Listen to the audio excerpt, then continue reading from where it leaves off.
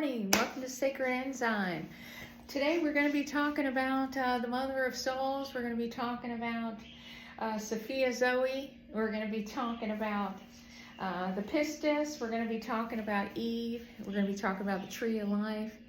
And so the first thing I want to do is I want to read a little section on the Tree of Gnosis.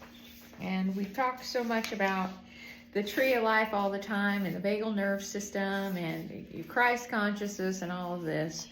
But this, I want to read this information to you, and then we're going to break it down a little bit more because it's pretty interesting.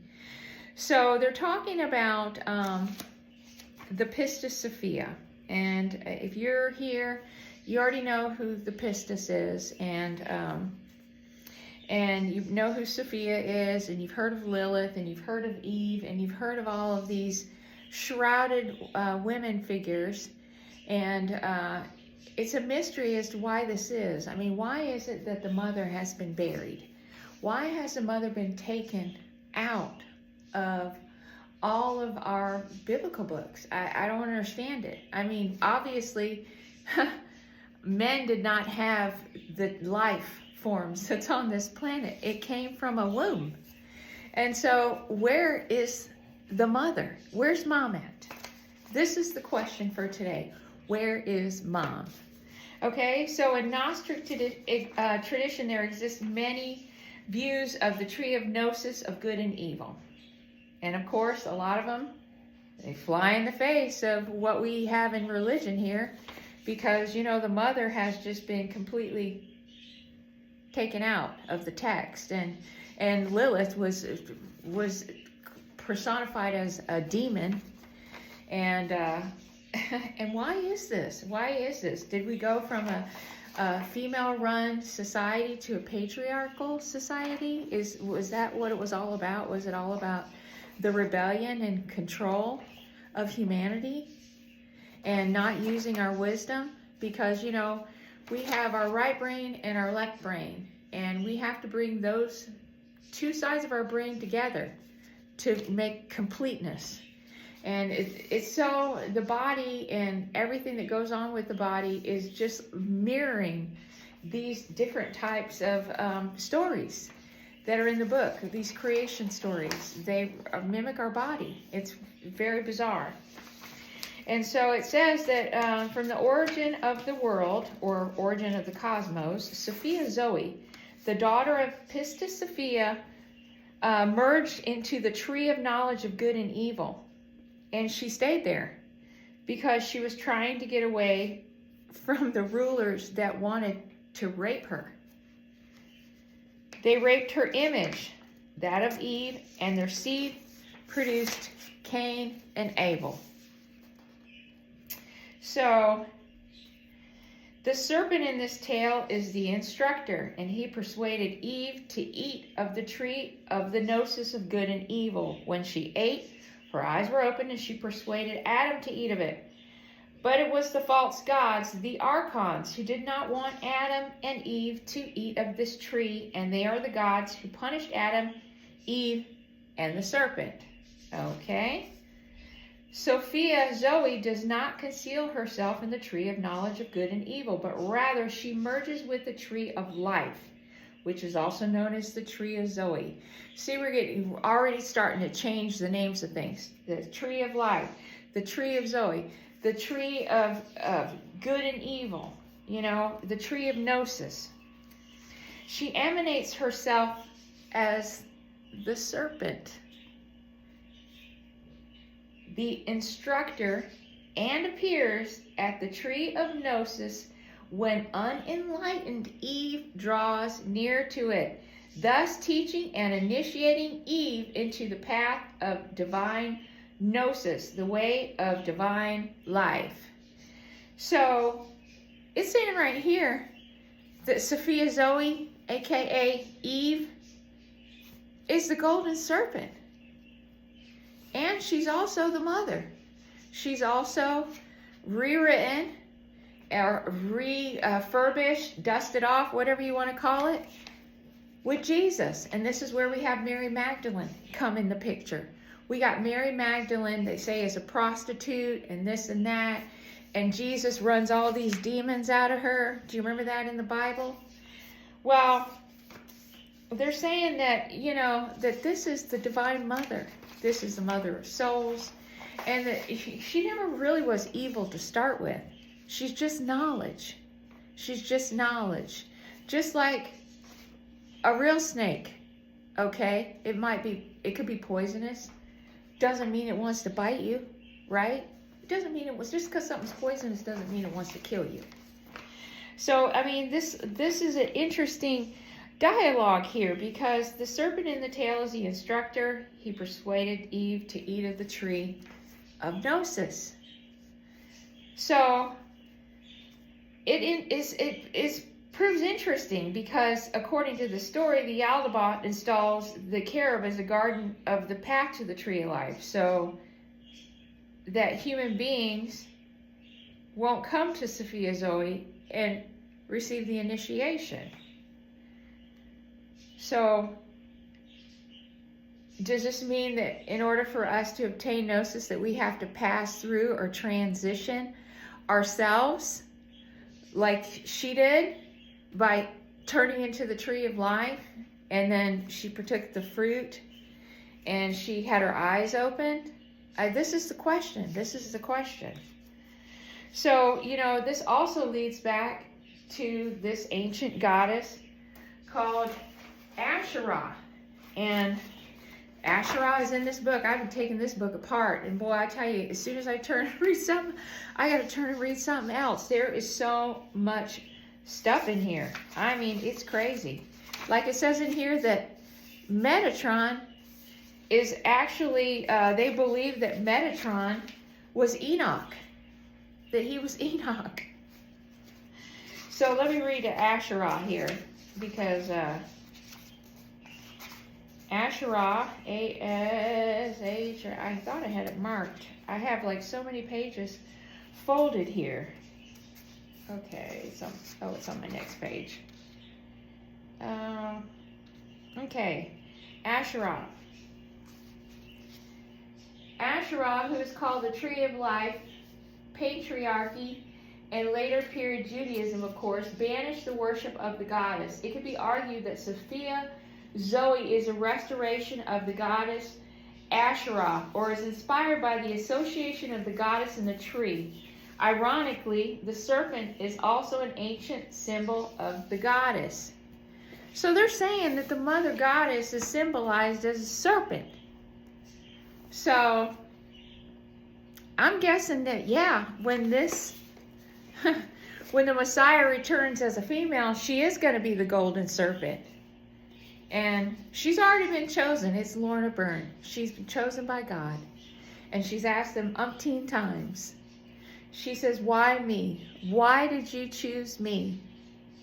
And God and Michael and all the other angels say, well, why not? Why not? And I have to agree with that, because, you know, I'm really excited knowing that Lorna is probably the Messiah, that she is the Sophia coming back to bring us this knowledge and to bring the mother back to the planet so we can heal the mother.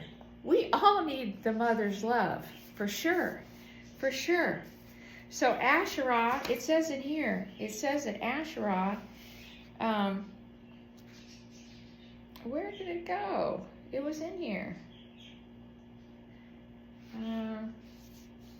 Well, Asherah is supposed to be the female counterpart to Yahweh. And I have to find it to read all the other stuff that it says in here about it. For some reason, I can't find it. Maybe they had it spelled different. But she's supposed to be the wife of God, the wife of God. So where does she go? Where does she go? And why did they villainize her? This is the question. Why did they villainize her? So I'm starting to think that, you know, that Eve and Sophia and Lilith and however you want to call it, Zoe, Asherah, that they got a bad rap, man. Why is everybody calling Lilith a demon? And why is Eve the one that's getting kicked in the teeth for making a mistake, for bringing the sin on the earth? Do you not want to be forgiven when you mess up? Or do you just want everyone in the whole world to blame you for every bad thing that ever happened? I mean, come on. Where is your forgiveness? Where is your empathy and compassion for our mother? Seriously. So I think that we need to talk about this, and I think that we need to start showing a little more appreciation and empathy and love for our Divine Mother.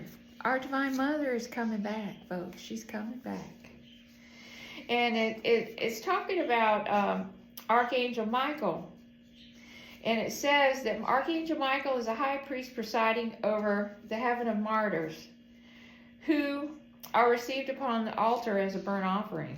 So can you imagine that? They're burning these martyrs' offerings on the sacrificial altar for Michael. And I mean, how many times you got to be told, no burnt offerings, no sacrifices. Still doing it. While in the heavens, union with the beloved is still partial, however, inexpressibly subtle and sublime as well. Heaven and earth are of the entirety of the realm of separation perused, and these are not eternal. Heaven and earth shall pass away, but my word shall abide. The word abiding in the Logos is the Logos and Sophia of the Christos, embodied by Lord Yeshua and Lady Magdalene, whose images and likenesses we celebrate as emanations of the Pleroma, the realm of the unity Yokted. In this context, the Garden of Eden transcends with the seven heavens, being the gnosis of Maltuk of Atzulit, the tree of life, Zoe, growing in the garden, Tiferet of Azulit, in which Zoe Sophia hides herself. So I think that the whole thing is that the Pistis Sophia and the Sophia Zoe, the Eve, the Lilith, you know, all of these things, Mary, when it comes down to it, the mother has been tarnished. The mother's reputation has been tarnished. I mean, they didn't even want to give Mary Magdalene any credit. But I mean, after looking at all of this, we have to think about a few other things. So if Sophia Zoe leaves the image of Eve and emanates into a tree, and this is the tree of Zoe, or the tree of life, okay, then we got a whole nother perception that we need to be looking at these world trees, is one thing. And two is we need to take another look at this whole creation myth and take this apart, because obviously we have some big missing pieces. Big missing pieces. So if Eve and all of the mothers are the golden serpent, and if the Urantia books say that the Messiah is going to be a woman, this is some pretty big news. This is some pretty big news. We got some changes a-coming. We got some changes a-coming. And if the Archons were the ones that created Adam, and the interesting thing is that when Adam was created, it was actually Pistis, Sophia, or Eve, Zoe, that was the one that animated Adam, because she's a mother of souls. She gave Adam his soul. She imbued him with the eternal spirit, with the, what are you going to call it? Divine spirit, the Holy Spirit, your soulmate, your spirit of God, your God spirit, your God particle. She gave that to Adam. She gave that to Adam. So that just goes to show you that this was a whole organized thing. This was not just like a one-man deal that, you know, that Adam was just created by Michael. No, the mother was involved. Just like it takes a mother now to bring forth life. And you know, there are a lot of mothers that have been trampled on and done wrong and all of those things. It's time to redeem those mothers. It's time for women to stand up and be proud. Be proud. You are a child of the mother, and you are a child with divine spirit. And it's time for the mothers to come back. So it's time to start looking at all of this Marian worship. All these counties and towns we got called Marian all over the country. There's like 40-something towns and counties named Marian. Well, guess what?